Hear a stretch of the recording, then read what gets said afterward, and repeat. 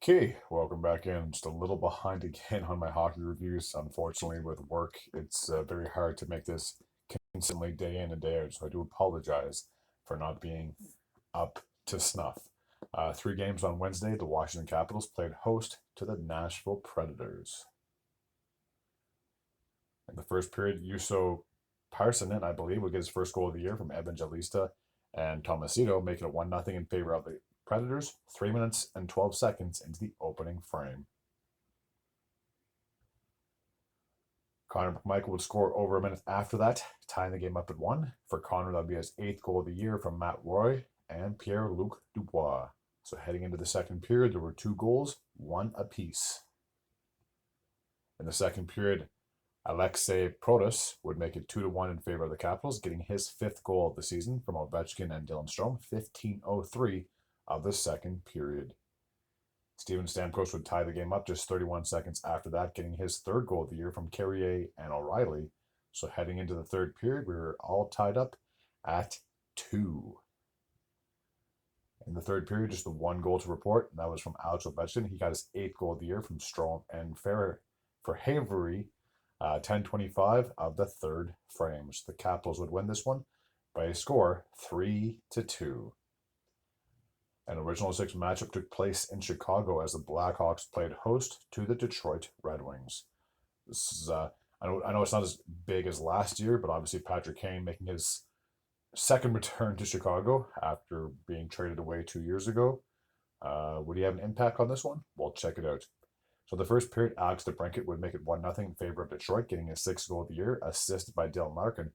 And that goal just happened with 2 seconds to go in the frame. So we were that close to heading into the first intermission, scoreless. Nick Foligno would tie the game up, getting his 5th goal of the year from Bertuzzi and Connor Murphy just over 8 minutes into the second frame.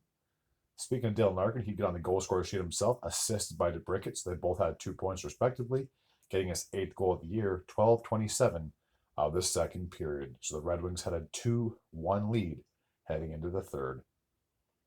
Joe Veleno would get his first goal of the year from Seider and Rasmussen just over 3 minutes into that third period.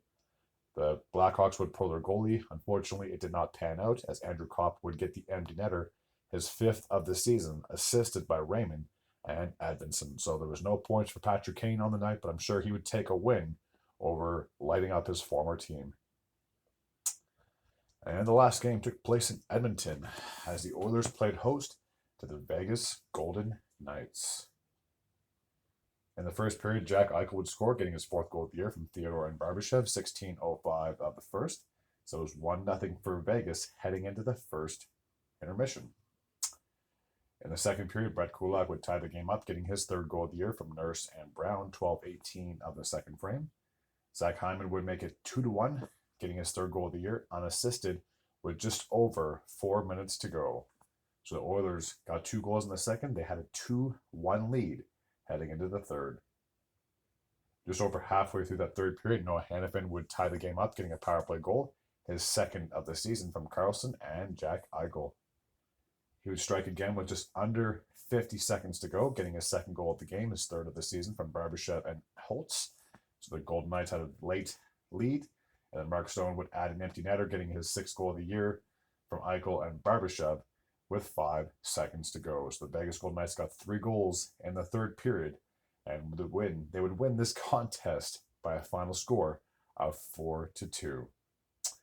Okay, that's going to take care of Wednesday's recap from the National Hockey League season. As always, if you're new to this channel and you like this type of content, feel free to hit the sub button. I'd be very grateful and very appreciative. Until next time, and as always, take care.